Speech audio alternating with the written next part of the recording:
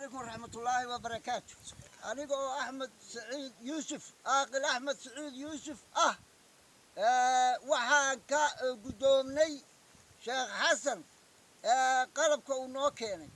oo ka mid ah 5 mashiin iyo majarafadaha oo 10 iyo 5 kaaryooni iyo tuumbooyinka 75 mitir ayuu noo keenay 5 xabbood tuumbadii 5 xabbood tuumbooyinkii ah oo dhulka ah 5 yaamba ah 10 madaraq intaa waan ka guddoonnay waxaan ka guddoonnay sheekh xasan 5 farageetana way ku jiraan intaa waxaan ka guddoonnay sheekh xasan waxa aan nahay shidaalkiina uu noo sidaa shidaalkii mooteeradana badna uu ku jiraa badna way u garab socdaa waxaa ka guddoonnay sheekh xasan waxaanan ugu mahadnaqaynaa walaalahaya qurba joogtee dabadda noo jooga iyaan ugu mahadnaqaynaa waxna soo gaadha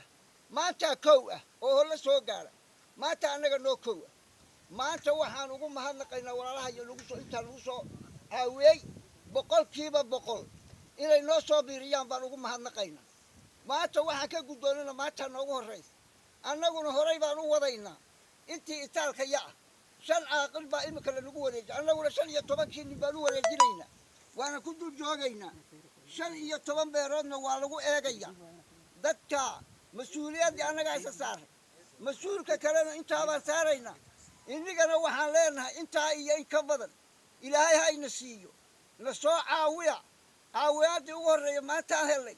wixii ka dambeeyana waannu sugaynaa allaha ina nabad yeelo allahana ina gargaaro wasalaamu calaykum waraxmatullaahi wabarakaatu ilaahay baa mahadle anigu waa عاقل قمنا معين خير إلهي بام محله سيدا وضياشو بقى يشيغين داقدي جد حسن إيو شيخ حسن جامع عينو كينين ما أنت وين كبدوني واتا نهر تالا تريد إذن دا وضياشو هرا صوم مراي واتا ويترسن تاي 5 موتر وقلب كودي واتا 10 مجرف حدود tuumbooyinkii oo dhan 5 kaaryooni 10 madaraq 17 gudumo 5 iyo 10 gudumo sidaasay ku dhan tahay tii buufistii ceelka beeraha lagu buufinayey sidaasay tahay qalabkaasi uu u dhan yahay ilaahay baa igu mahadnaqaynaa inta qurba joog haday tahay haday Jabuuti joogo hadduu Soomaaliland joogo hadduu Itoobiya joogo wallahi inta nagu soo caawiyayna waanu mahadnaqaynaa ilaahay baa mahadle waan ugu mahadnaqaynaa allaha barakeeyo allaha barwaaqeeyo inta dibadda joogtiya inta gudaha ku jirtaba allaha barwaaqeeyo sidaasaan u guddoonay waan ku mahadnaqaynaa waanan isla soconaynaa hadda wixii deedeena waan